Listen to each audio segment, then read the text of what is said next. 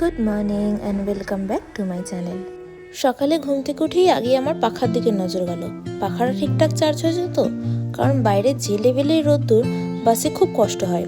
তারপরে রেডি হয়ে বেরিয়ে পড়লাম কলেজের জন্য।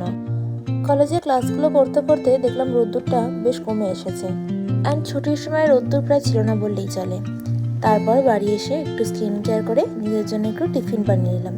একটা ছোট এক্সপেরিমেন্ট করলাম, খেতে বেশ ভালোই হয়েছিল। নাম ধাম আমি বাবা অত জানি না।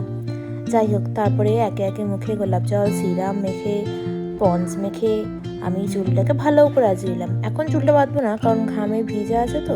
একটু ঘামটা শুকিয়ে যাক, তারপর রাত্রিবেলা শোয়ার আগে বেঁধে নেব। একদম ফ্রেশ হয়ে গেছি আমি। এরপরে এসিটা চালিয়ে বসে পড়লাম কলেজে বন্ধুদের সাথে প্রেজেন্টেশনে বানানোর জন্য। নেক্সট উইকে প্রেজেন্টেশন সাবমিট করতে হবে। তারপর রাত্রিবেলা মাংস ভাত খেয়ে আমি শুয়ে পড়লাম। So thank you for watching my video. If you like it, don't forget to give it a big thumbs up, share and subscribe for more. Thank you.